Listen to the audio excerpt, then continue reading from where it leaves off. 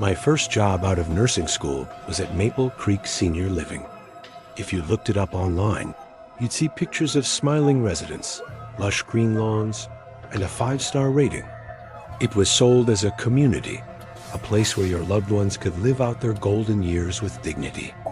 And for the most part, it was. I went in with that bright-eyed, bushy-tailed optimism of a new grad. I was going to be the one who listened, the one who cared just a little bit more. I thought I could make a difference. Looking back, that feels so naive, it almost makes me laugh. Or cry, mostly cry. I was assigned to the West Wing, a mix of long-term residents and folks with memory care needs. That's where I met Arthur Abernathy. Room 21B. Mr. Abernathy was 88 years old, with wisps of white hair and eyes that were the pale, faded blue of a worn-out pair of jeans. His mind was, well, it was a tangled mess.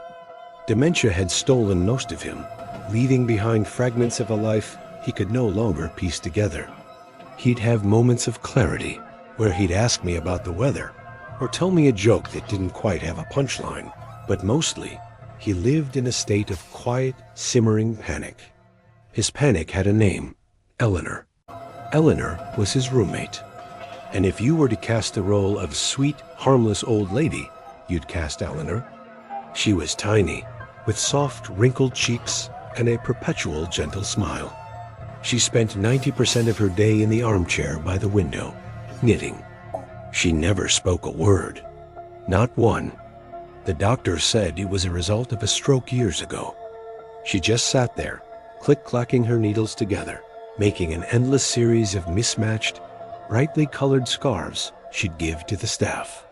We all thought she was a doll, a tragic, silent, sweet little thing. Mr. Abernathy did not agree. He was terrified of her, and his terror manifested in one single relentless action, ringing his call bell. That sound became the soundtrack to my nights.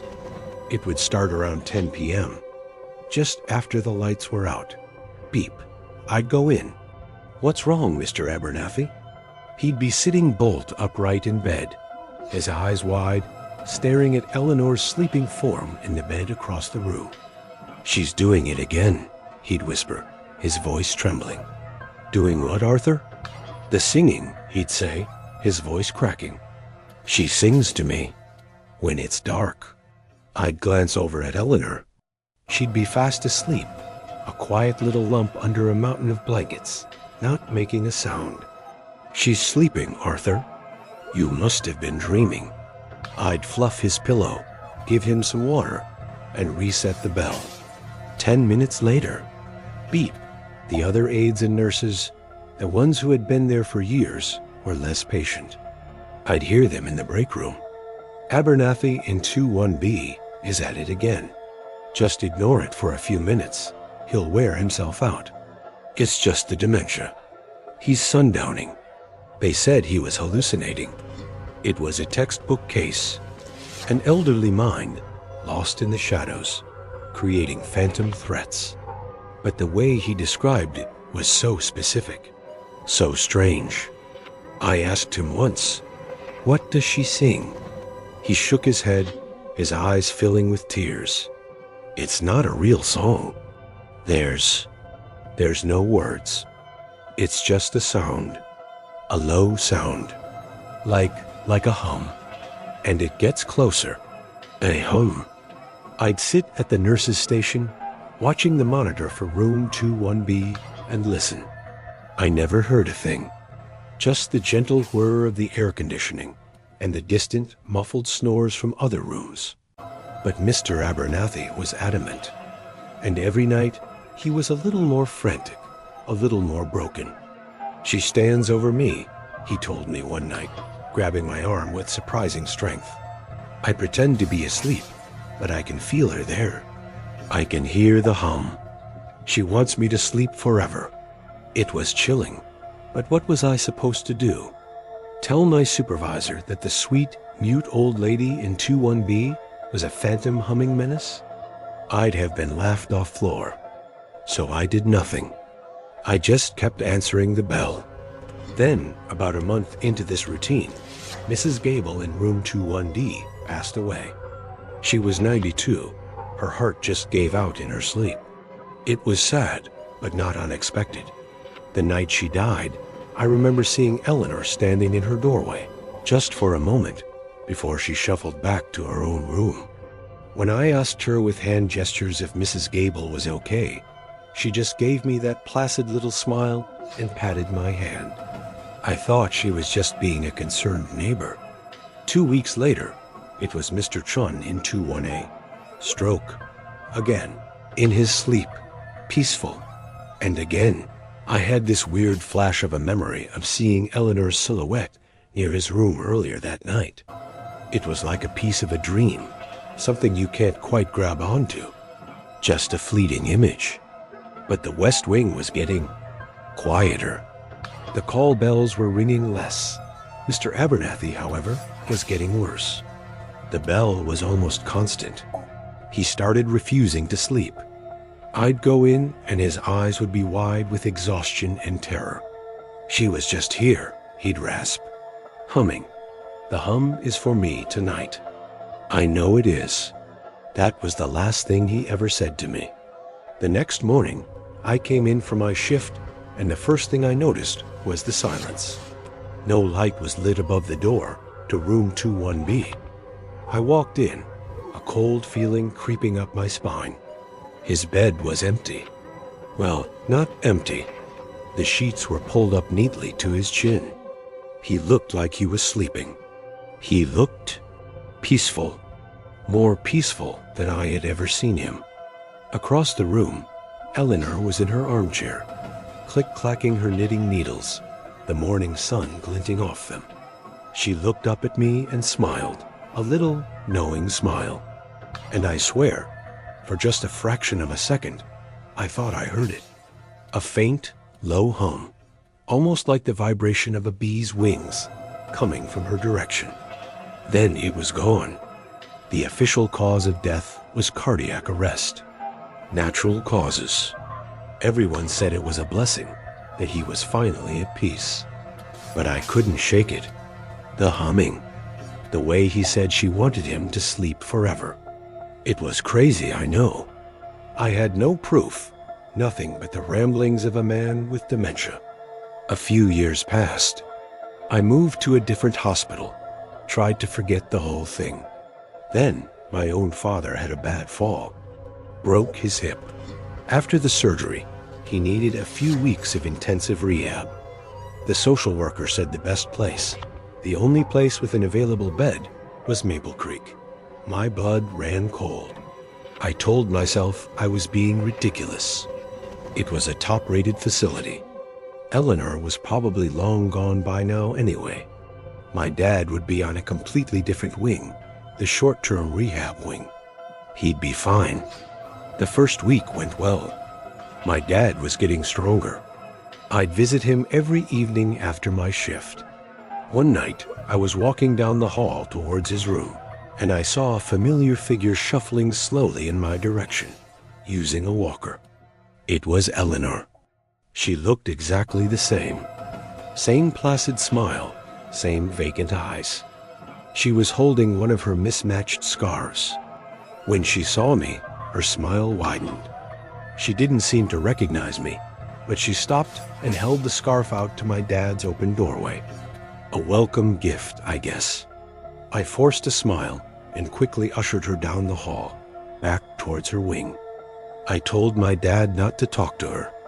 "She's just a confused old lady," I said, my heart hammering. That night, I couldn't sleep. I had this awful, gut-wrenching feeling. I got in my car and drove back to Maple Creek. It was after midnight. I used my old ID to slip in a side door. I know I shouldn't have, but I had to check. I had to make sure. I crept down the darkened rehab wing. It was silent. I stood outside my father's door, room 14A, and listened. My whole body was tense, waiting. For a moment, there was nothing. I felt a wave of relief wash over me. I was being stupid, paranoid. I was about to turn and leave. And then I heard it. It was faint, so faint I thought I was imagining it. But it was there, coming from inside my father's room. A low, steady, monotonic sound. A sound with no words. A quiet, patient, terrifying hum.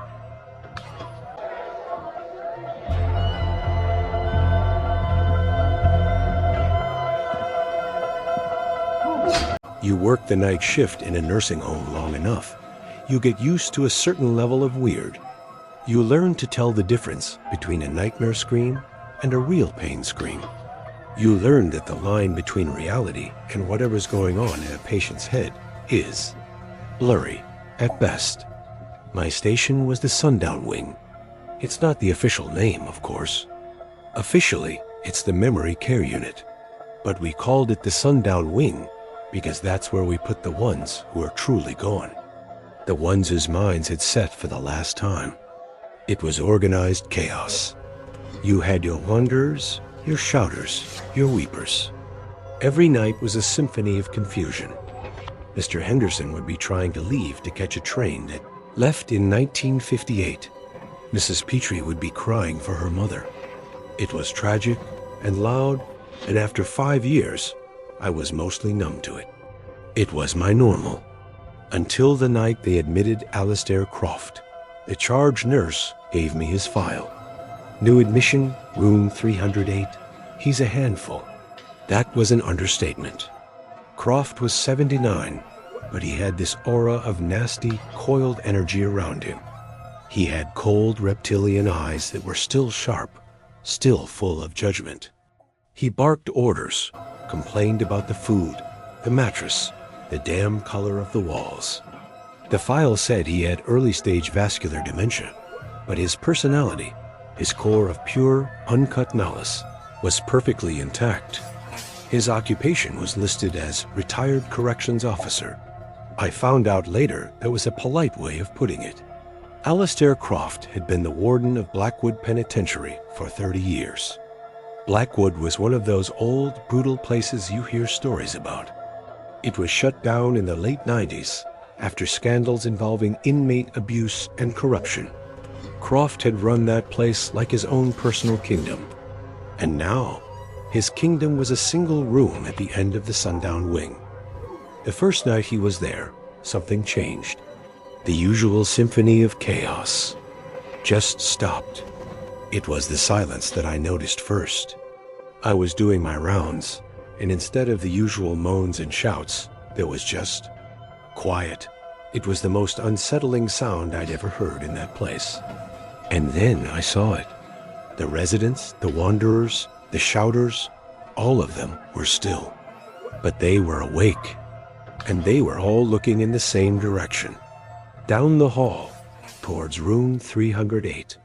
Their eyes, usually milky and unfocused, were locked onto his door with a kind of intensity I had never seen before. Mr. Henderson, who always stood by the exit, wasn't trying to leave anymore. He was just standing there, watching.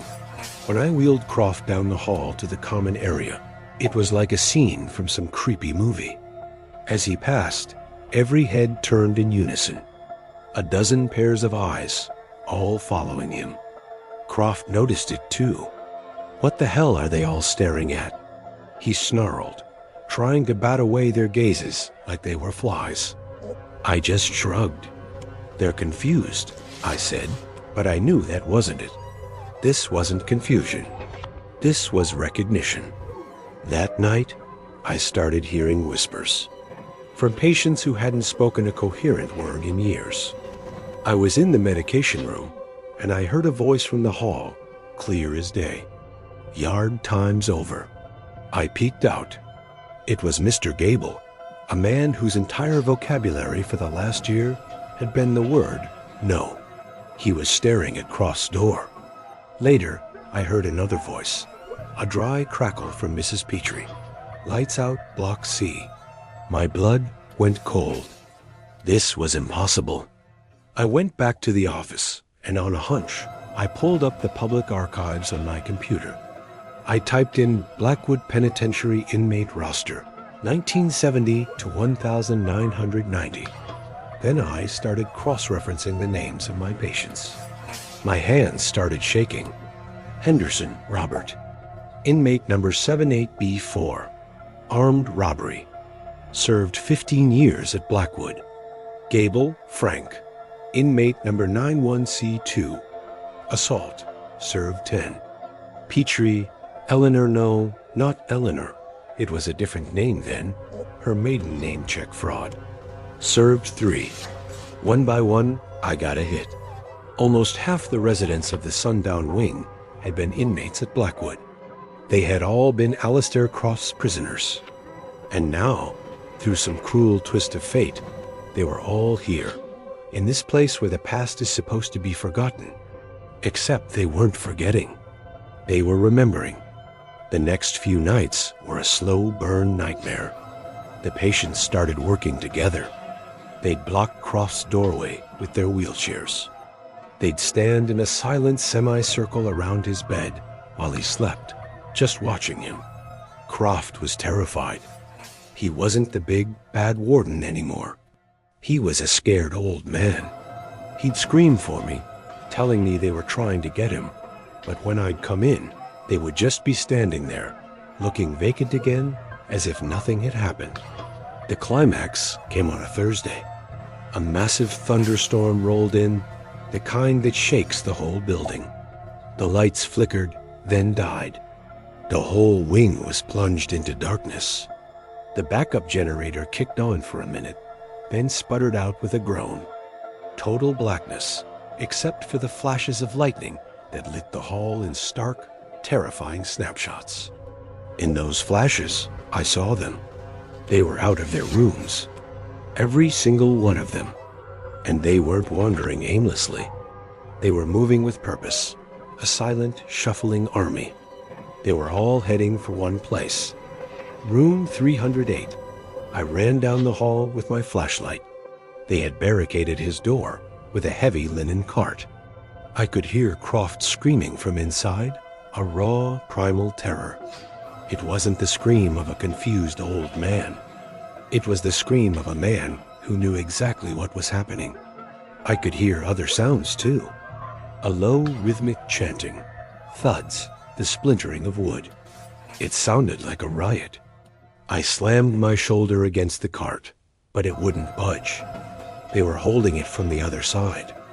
I could hear them whispering, their voices a low, angry buzz. Warden's got a visitor. Count time. I screamed for help, my voice lost in the thunder. I was helpless, locked out, a witness to a reckoning decades in the making. The screaming from inside the room got higher. Then it was choked off with a final wet gurgle. And then, just as suddenly as it started, it was silent again. The only sound was the rain hammering against the windows. By the time security got the door open, the lights were back on. The room was a mess. But the patients, they were gone. I found them all back in their own beds, tucked in, looking as peaceful and lost as they always did. It was as if nothing had happened. But Alistair Croft was dead. The official report said he had a massive heart attack, brought on by the stress of the power outage. Natural causes. But I was the one who found him. I saw the deep, purple bruises around his neck. I saw the look of pure, unadulterated terror frozen on his face. No one ever spoke of it again. The residents of the Sundown Wing went back to being lost souls, their brief, collective memory dissolving back into the fog. But sometimes, late at night, when the wing is quiet, I look at them. I look at Mr. Henderson, staring at the wall, or Mrs. Petrie, weeping for her mother. And I wonder, do they remember? Do they have any idea what they did? Or was justice, for one night, truly blind?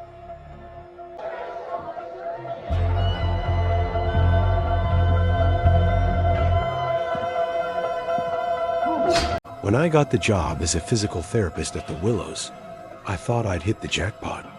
It wasn't a nursing home. It was a luxury long-term care residence. It looked like a five-star hotel. It had a gourmet dining room, a movie theater, a pristine indoor pool. My job was to work with patients in the state-of-the-art rehab center, helping them recover from strokes, surgeries, anything that had stolen their mobility. I loved it. I loved seeing the spark of hope in a patient's eyes when they took their first step on their own. I loved being the person who told a family, "I think she's going to be ready to come home soon." My patients were my everything. There was Eleanor Vance, a grandmother with a wicked sense of humor, recovering from a hip replacement. And Sergeant Miller, a tough old Marine who'd had a stroke but was determined to salute with his right hand again. We worked hard and we celebrated every tiny victory. The heart and soul of the Willows, though, wasn't the staff. It was a resident named Julian Croft. Julian was a former stage actor, probably in his late 70s, with a booming, theatrical voice and a mane of silver hair. He was charming, witty, and knew everyone's name. He'd sit in the grand lobby every day, holding court, telling stories of his days on Broadway. Everyone adored him. The staff, the residents, we were all his captive audience. He was the king of the Willows, and we were his loyal subjects. The first time it happened, I dismissed it as a tragedy. It was Eleanor Vance. We'd had a breakthrough session. She'd walked the entire length of the parallel bars without any help. She was crying. I was crying. We were 2 weeks away from her discharge date. Her family was already getting her room ready at home. The next morning, I came into work and was told that Eleanor had passed away during the night. They said she'd slipped in her shower. A fatal fall. It was devastating. Julian organized a beautiful memorial service for her in the theater. He gave a moving eulogy, calling her his leading lady. We all wept. It was just a horrible, horrible accident. A month later, it was Sergeant Miller. He'd finally done it. He'd regained enough strength and control in his right arm to give me a crisp, perfect salute. He grinned from ear to ear. "Tell my son I'll be home for his birthday," he'd said. His son's birthday was in 3 weeks. 2 days later, Sergeant Miller was found dead at the foot of his bed. The report said he must have gotten dizzy and fallen while trying to get up in the night. The bed rails were up, which was strange, but the conclusion was the same.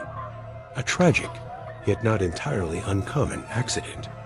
This time, a cold knot of dread formed in my stomach. Both of them. Right when they were on the verge of leaving. Right when they had beaten the odds. I started looking back at the files of other residents who had passed away in the last year. And I found the pattern. A retired teacher who was recovering from knee surgery. A concert pianist regaining use of her hands after a mild stroke. All of them had one thing in common. They were getting better. They were getting ready to go home. And then a sudden, unexpected, fatal accident. I took my concerns to the facility director. She looked at me with a tired, patronizing smile. "Chloe," she said, her voice dripping with condescension, "you're an excellent therapist, but you're not a doctor. These are elderly, fragile people. We can't save everyone. Accidents happen." She gently suggested I take some time off, that maybe I was getting too emotionally attached. I knew I wasn't crazy. I started watching, and my gaze kept falling on Julian. He was always there. He was the one who brought Eleanor her nightly cup of tea the evening she died. He was the one who sat with Sergeant Miller for an hour, talking quietly just before lights out. His concern, his constant presence, which had once seemed so charming, now felt sinister. He was like a vulture, circling. I started digging into his past. He had no living family. He had moved into the Willows 10 years ago, after a small fire in his apartment. He had nowhere else to go. The Willows wasn't just his home. It was his entire world. The final piece fell into place one night when I was working late on my notes. I saw Julian walking towards the room of my newest patient, a woman named Sarah, who was making a miraculous recovery. In his hand, he was carrying a book, but I saw him palm something small from his pocket and slip it between the pages. I followed him. I watched from the hall as he gave Sarah the book and patted her hand. After he left, I went in. I told Sarah I needed to check her chart. While she was distracted, I picked up the book. Tucked inside was a single small white pill. I recognized it immediately. It was a powerful sedative, one that was kept under lock and key in the dispensary, one that could easily cause a disoriented old woman to have a fatal accident. I had my proof. I decided I would go to the police first thing in the morning, but I made a mistake. A terrible, stupid mistake. I was so full of righteous anger, I had to confront him. I found him in the empty theater, sitting in the front row, staring at the dark stage. I held up the pill. "It's over, Julian." He didn't look surprised. He just turned and gave me a sad, theatrical smile. "Over? My dear, the show is never over. Only the players change. You've been killing them," I whispered, my voice shaking. "All of them? Why?" His face hardened, the charming mask falling away to reveal something cold and empty beneath. "Because they were leaving," he hissed, his voice a venomous stage whisper. "This is my stage. They are my audience, my adoring public.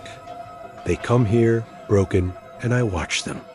I am their confidant, their friend, their star.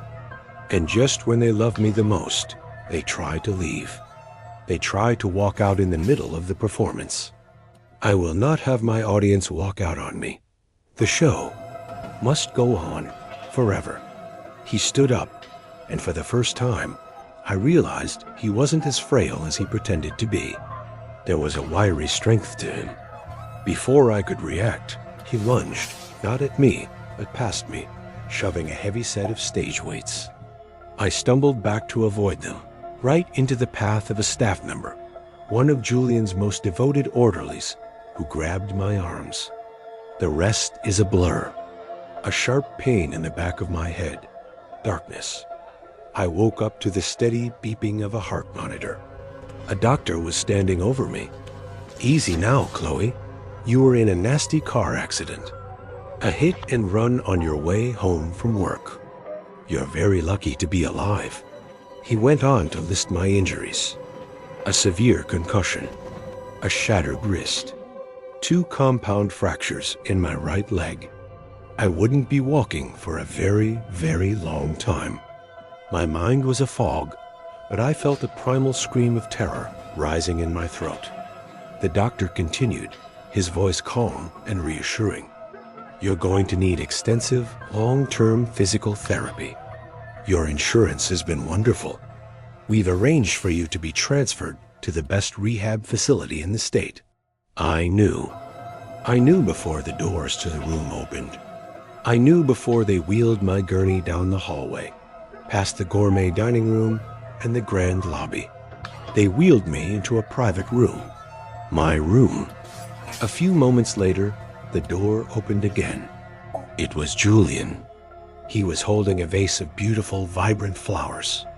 He placed them on my bedside table and pulled up a chair, his face a perfect mask of warm, loving concern.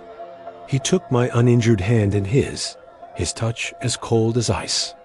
"Welcome home, Chloe," he purred, his actor's voice smooth as silk. "Don't you worry about a thing. We're all going to take such good care of you." He leaned in closer, his smile widening into a predatory grin. "After all," he whispered, "I can't have my biggest fan leaving me, can I? We have all the time in the world now." And that's all for tonight. Remember, the most terrifying monsters are the ones that look just like us. The ones who might even live right next door. If these stories serve as a good reminder to trust your instincts, then show your support and like and subscribe.